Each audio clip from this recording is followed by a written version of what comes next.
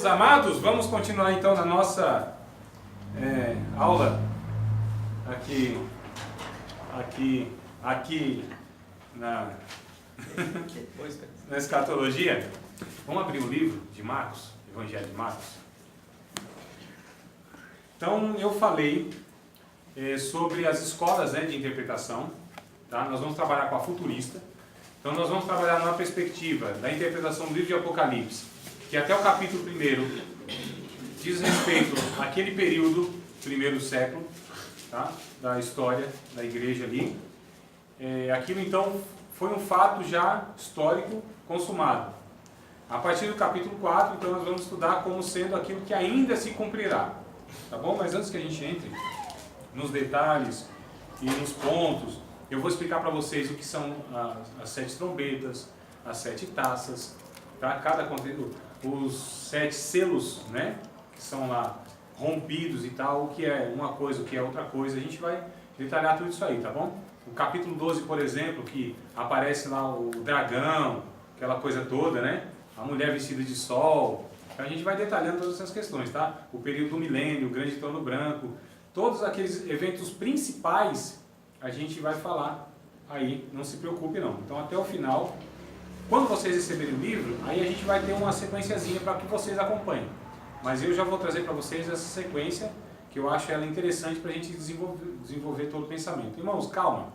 A gente vai, que eu acho que vocês vão ficar com um monte de dúvida e tal, mas calma que a gente vai... Aquilo que chegou na última aula e a gente não tirou dúvida, então assim, vocês vão ter inclusive que continuar o estudo por vocês, tá? Muita coisa. E não é que eu também não vou mais dar suporte, não falar, não, mas paralelamente a gente pode continuar estudando o livro de Apocalipse, não tem problema, porque a gente vai ter que partir para outra matéria. Aquilo que ficar, felizmente a gente vai ter que continuar, quer dizer, felizmente, né? A gente tem que continuar depois, paralelamente eu vou ter o prazer de acompanhar vocês também, tá? Mesmo sendo outra matéria. Então, o Evangelho de Marcos, capítulo de número 13, eu vou pegar aqui esse texto, embora tenha lá em Mateus, tem em Lucas, mas aqui ele está mais resumido, tá? Mas seria o capítulo 24, por exemplo, de Mateus, quando a gente for estudar alguns trechos de Apocalipse, eu vou fazer esse paralelo, porque o que Jesus fala lá no capítulo 24 de Mateus, a gente vê se cumprindo exatamente, irmãos, sem pôr e nem tirar. Só não lembro o capítulo aqui, é o capítulo 6.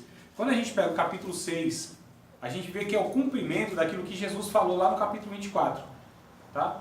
Que é esse texto de Marcos, né? Como os evangelhos são os relatos aí paralelos, então são os mesmos relatos, só que abordados de uma forma diferente. Então eu preferi pegar o de Marcos aqui, que está mais resumido. Mas eu vou pegar ainda um bloco não é todo o trecho, porque todo o texto seria o capítulo 13 todo, e eu não vou pegar o capítulo 13 todo. Eu vou pegar o finalzinho aqui, que é o verso 24. 2 últimos blocos, pelo menos na divisão que tem aí nas Bíblias, né? Verso 24, capítulo 13. Mateus, todos... né? Não, seria o Marcos, irmão. Marcos. 13, 24. Mas Mateus também vai ter isso aqui que eu vou... Tá? Mas aqui eu vou pegar, inclusive, porque eu fiz um estudozinho aqui no livro de Marcos. Marcos 13, 24. Vocês pensam assim, nossa, o André sabe tanta coisa de cabeça, não é nada, irmão. Está escrito aqui. Não é? Está escrito aqui. Então é por isso que às vezes eu dou preferência para uma passagem, embora tenha a mesma passagem em outro livro, porque eu já fiz um estudo específico aqui.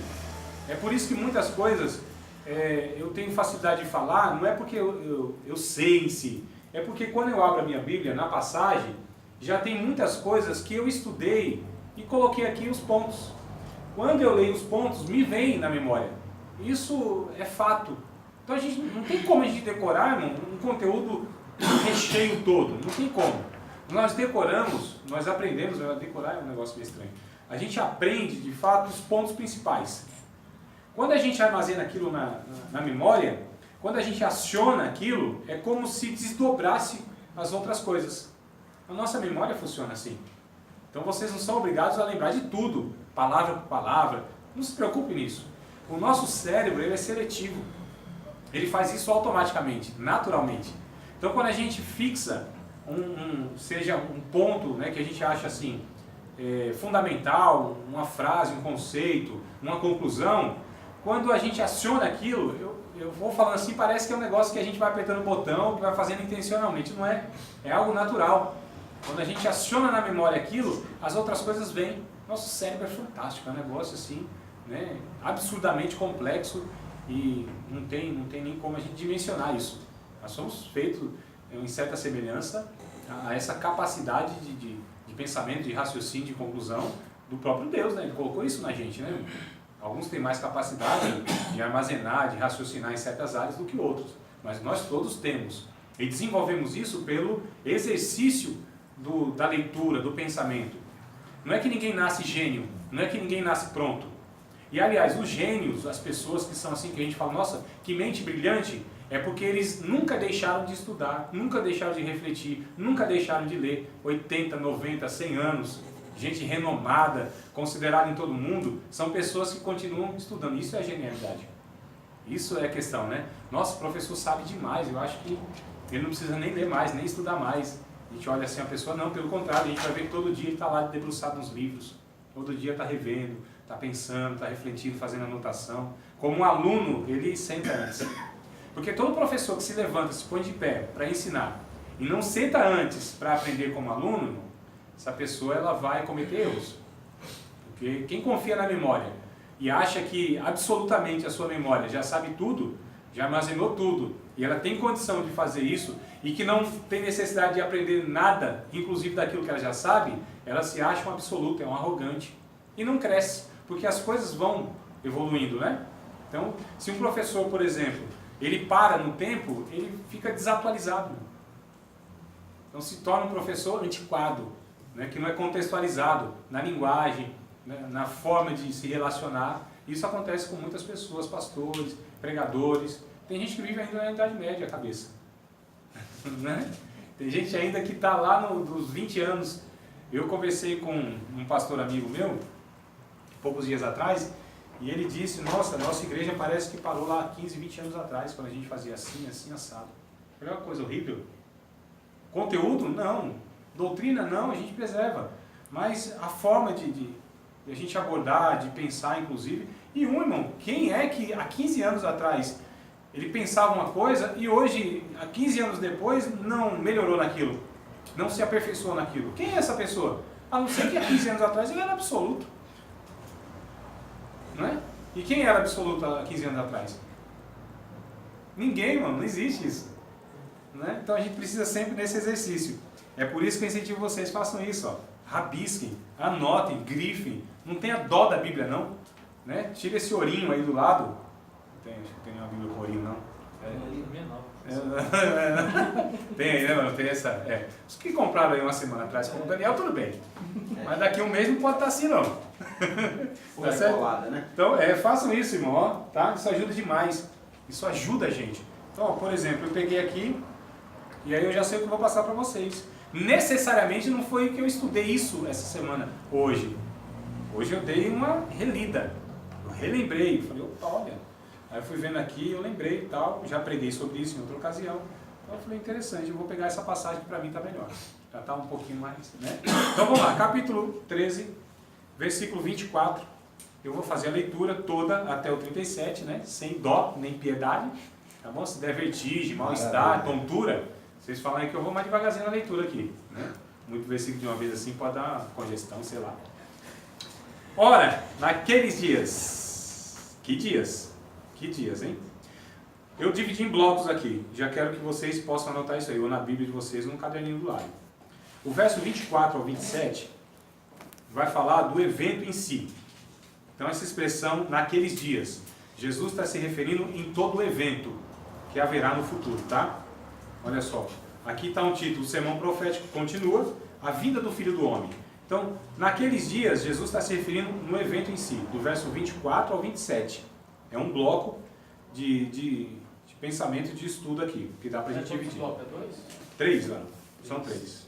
O meu tá aqui fala 2. Não, então eu vou acrescentar mais um aí. 24 ao 27. Isso. Do 28 Ao 31 ao e 36. do 33 ao 37. 32 ao 37.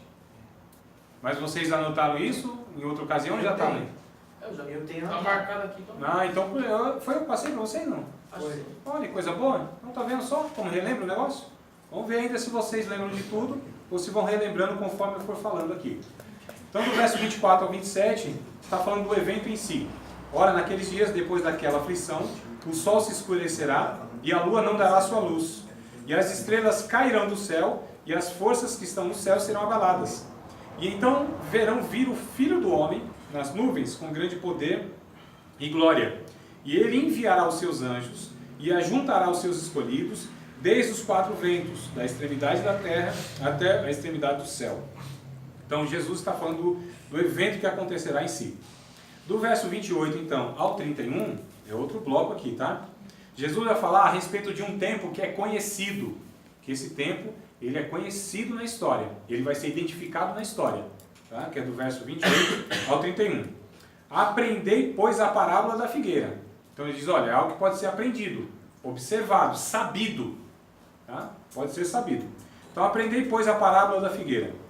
Quando já o seu ramo se torna bem tenro e brotam folhas, bem sabeis, olha só, é algo que vai ser identificado e sabido, que já está próximo o verão.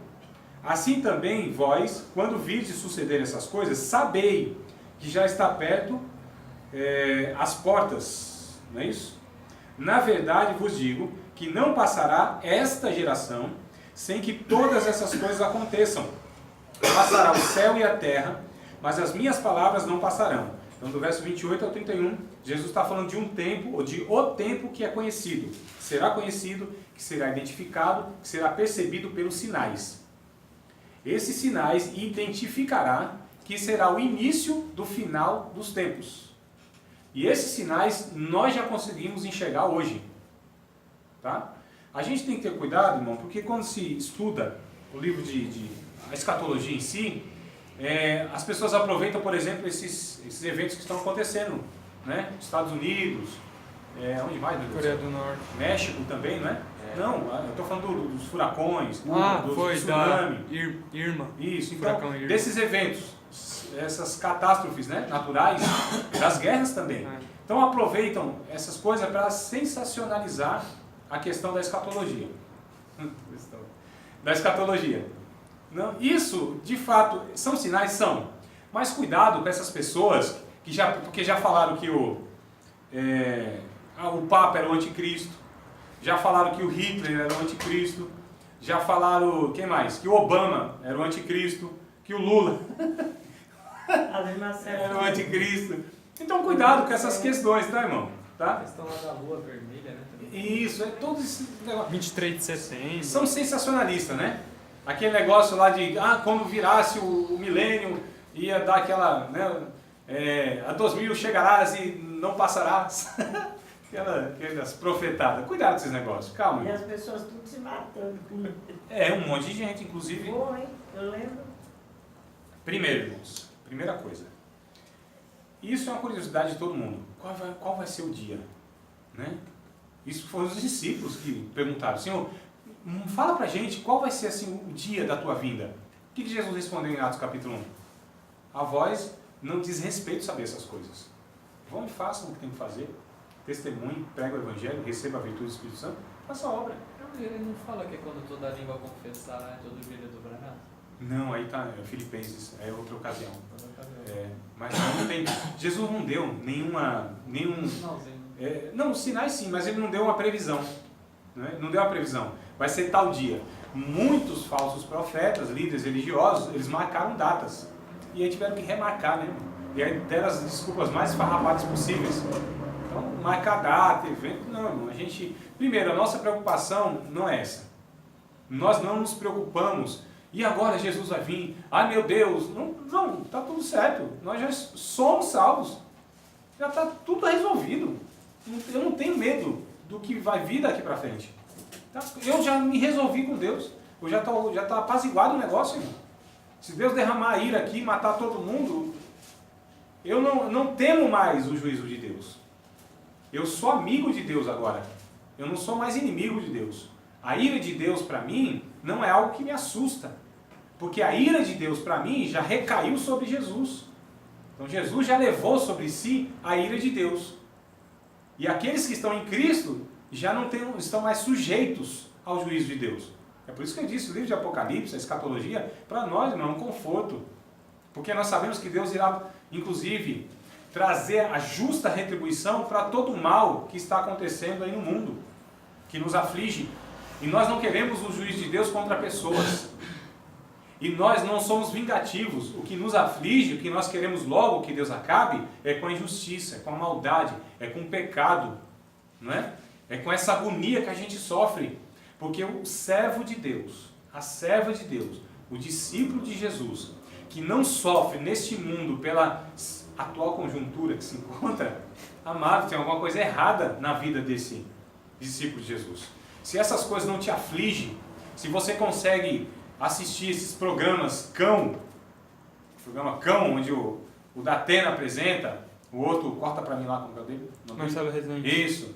E todas essas catástrofes e essas desgraças que você se depara aí nos telejornais, se essas coisas a gente assiste indiferente, insensível, tem alguma coisa errada conosco, irmãos. Tem muita coisa errada com a gente. Porque o espírito que há dentro de cada um de nós deve estar gemendo por essas coisas. Há pelo menos 3 que estão gemendo nessa história, nesse processo. Isso que vai dizer Paulo em Romanos capítulo 8. Vamos ler o texto? Depois a gente volta em Marcos aqui. Não voltar hoje, volta na semana que vem. Isso é se tudo não se acabar logo. Romanos 8, Romanos capítulo 8, irmão. Eu acho também. Eu não sei, eu vai que não é. versículo. Não sei, eu vou ver ainda. Vou procurar aqui, irmã de Deus. Não lembro não. Capítulo de número 8, verso de número 24.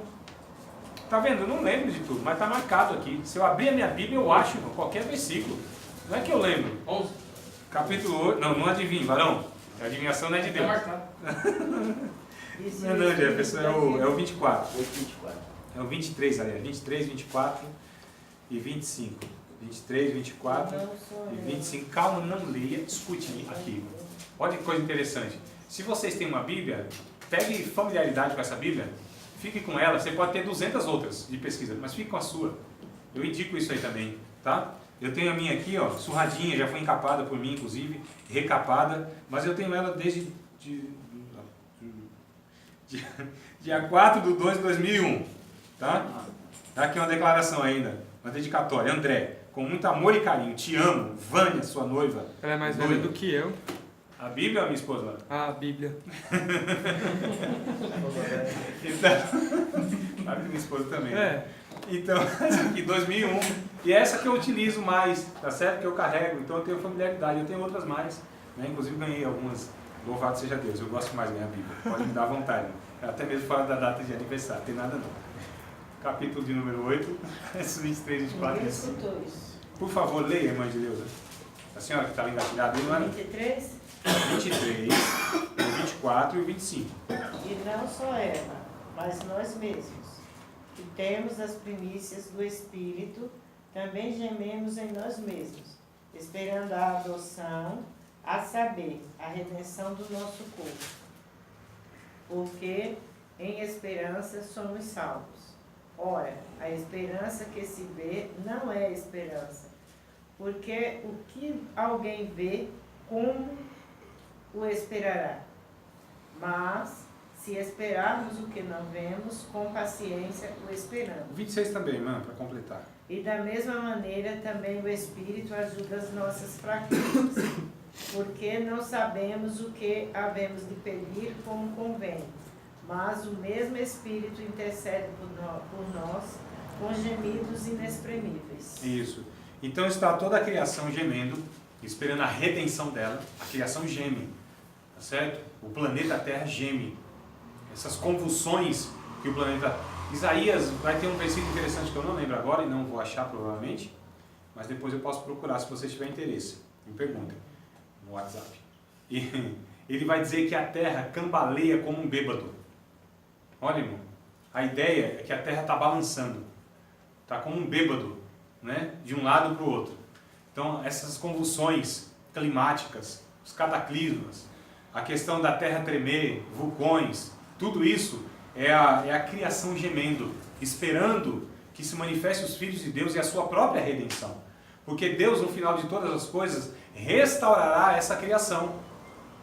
Onde ela voltará, isso está no capítulo 65 e 66 de Isaías.